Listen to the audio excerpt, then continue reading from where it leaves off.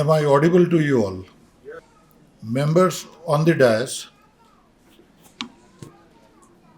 ladies and gentlemen,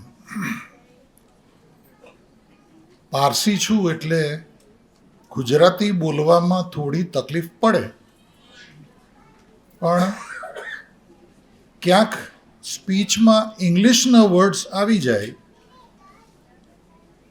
તો માફ કરજો. I take a profound privilege when I get the news કે જમાતે ઇસ્લામી હિન્દ તરફથી જ્યારે મને ઇન્વિટેશન આપવામાં આવ્યું છે,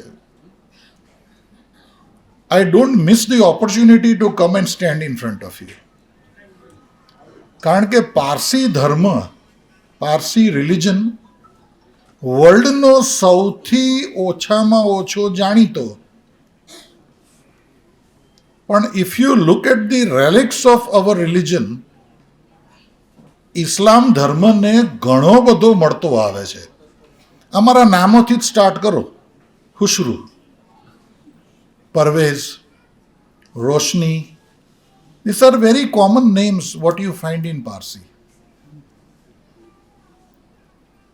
અત્યારે જેટલા બી સ્કોલરોએ પોતાના વ્યૂઝ આપ્યા, હું મારી જાતને રિલિજિયસ સ્કોલર માનતો જ નથી, ઇવન ધો આઈ એમ અ પારસી પ્રીસ્ટ. પણ મારે એક જ વસ્તુ તમારી સાથે શેર કરવી છે કે અત્યારે જે વર્લ્ડમાં અચરાજિતા જે આપણે જોઈએ છે, અનસર્ટનિટી, ભાઈ ભાઈને નથી ગમતો, મા બાપને બાળકો સાથે થોડો મન બનાવ છે, બાળકોને તો મા બાપ બિલકુલ ગમતા જ નથી.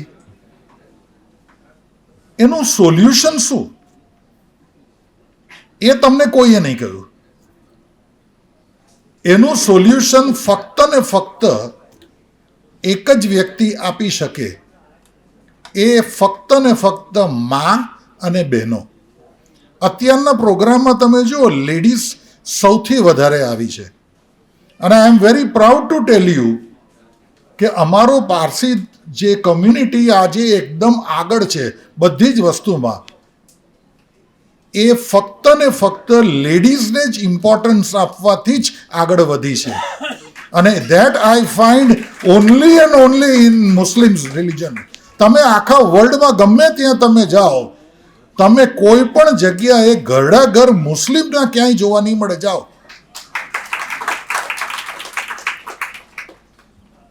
અને જે કમ્યુનિટીમાં લેડીઝનું સૌથી વધારે ઇમ્પોર્ટન્સ અને સૌથી વધારે વર્ચસ્વ હોય, અને જે કમ્યુનિટીમાં લેડીઝને રિસ્પેક્ટ આપવામાં આવતી હોય, અને જે કમ્યુનિટીમાં લેડીઝમાં 100% એજ્યુકેશન લેવલ હોય, એ કમ્યુનિટી જિંદગીમાં ક્યારે પાછળ નહીં પડે.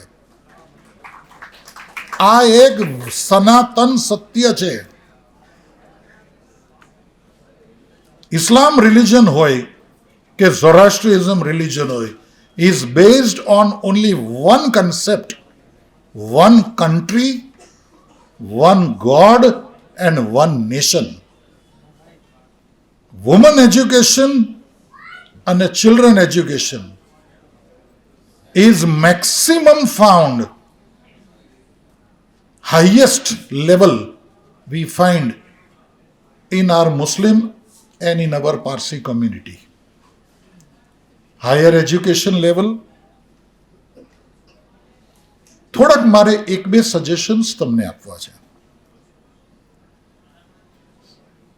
Please keep a strict control on this idiot box, જેને આપણે ટેલિવિઝન કહીએ છીએ, અને મોબાઈલ.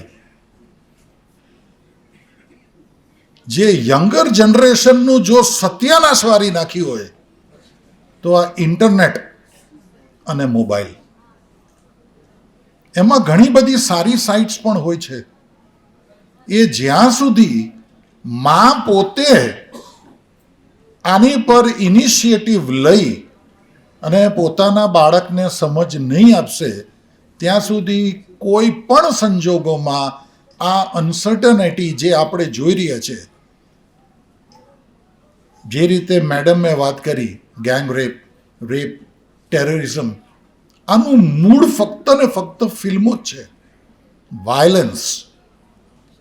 અને એક વાત તો તમે સમજી જ લેજો, જોવામાં ભલે સારું લાગે છે, પણ એક સ્ટેજ એવો આવશે કે જો આપણે આને કંટ્રોલ નહીં કરીએ તો human race will come to an end.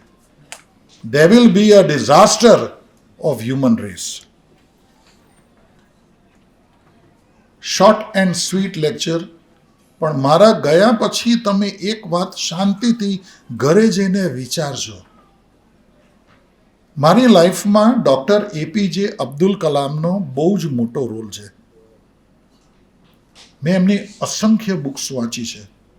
એમણે એક વાક્ય બહુ સરસ કીધું છે કે જે મેં જિંદગીમાં ઉતારી નાખી છે. હું કોઈ બી રિલિજનનો માહિર નથી. હું નથી મારી ઝોરાસ્ટ્રિઝમની વાત કરતો, નથી હું કોઈ ઇસ્લામની વાત કરતો, નથી કોઈ હિન્દુની વાત કરતો.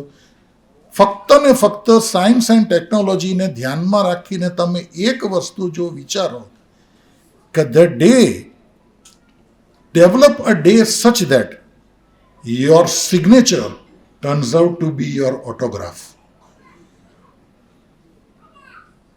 આ ફરી પાછું બોલું છું, develop a day for your life such that your signature turns out to be your autograph.